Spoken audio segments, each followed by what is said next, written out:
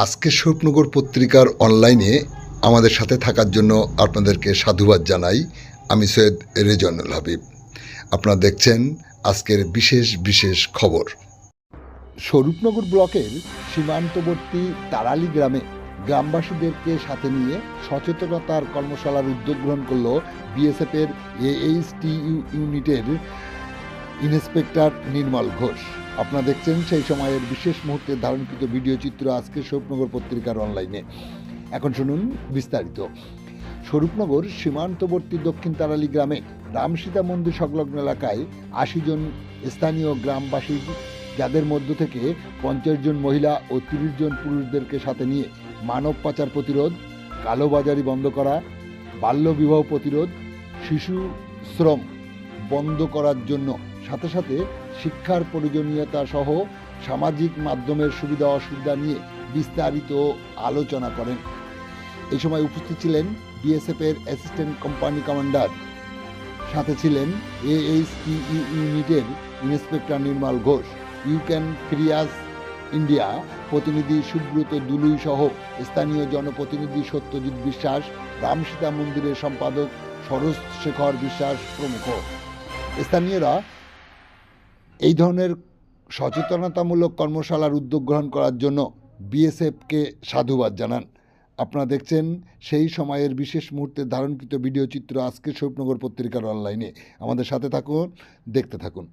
আপনাদের সামনেই চাক্ষুষ আপনারা দেখেন যে কীভাবে আমরা ডিউটি করি, কীভাবে আমরা রাত্রের পর রাত, দিনের পর দিন সব অ্যান্টি হিউম্যান ট্রাফিকিং ইউনিট যেটা হাকিমপুরে আছে এবং আমাদের সাথে কাঁধে কাঁধ মিলে কাজ করেন ইউ ক্যান ফ্রিয়াসের সদস্য, যারা NGO বলে, তো NGOর স্টাফ মিস্টার সুব্রত এবং তার সাথী, ওনারা এসছেন আমাদের দুজনের পক্ষ থেকে। এর মধ্যে সবথেকে বড় প্রবলেম যেটা হচ্ছে যে নারী যারা ওখান থেকে আসছেন আদার্স কান্ট্রি থেকে এসে আমাদের এখানে, সে আপনার কোথাও কলকাতা, মুম্বাই, দিল্লি, তারপরে আপনার চেন্নাই, এইসব জায়গায় গিয়ে তারা কি করছে আমরা কিন্তু জানি না, এবং তারা কি করছে আমাদের দেশের যে একটা জায়গা বলুন, অর্থনীতি বলুন, সব কিছু কিন্তু একটা ব্যালেন্স কিন্তু বিগড়ে দিচ্ছে।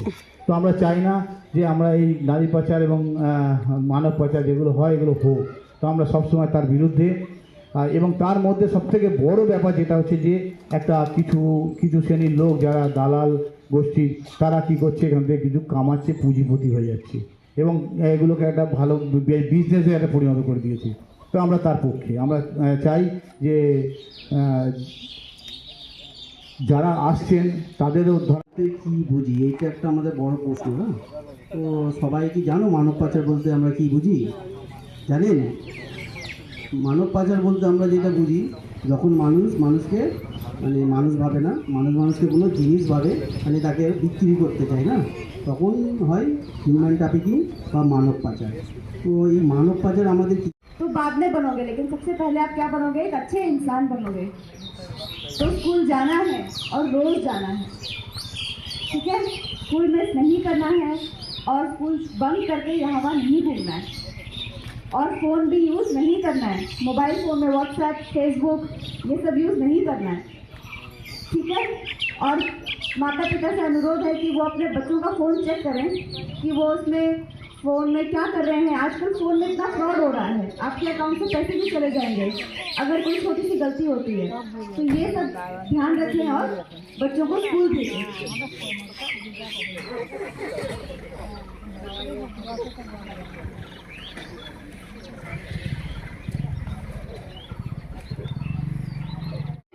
जानते हैं, मैं उनके घर भी गई हूँ, उनके घर भी गई हूँ, सबके घर में घूम के आई, बस चाय किसी ने नहीं पिलाया मुझे।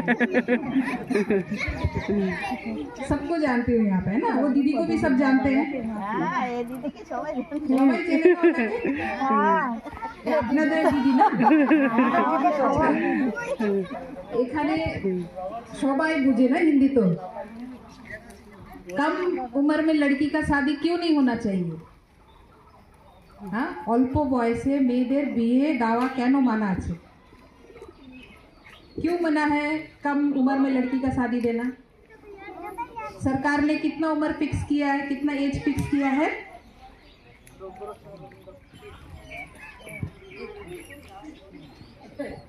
बोलो निकालो।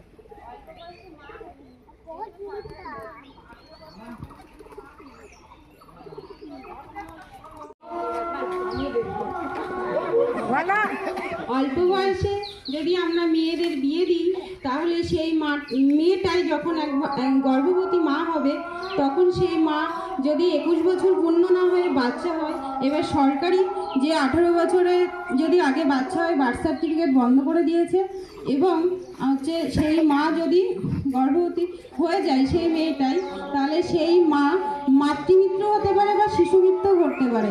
এবার মাতৃমিত্র না হলেও এই শিশুটা বিকলাঙ্গ হতে পারে, মানে সেই শিশুটাকে নিয়ে সারাটা জীবন সেই মায়ের কষ্ট।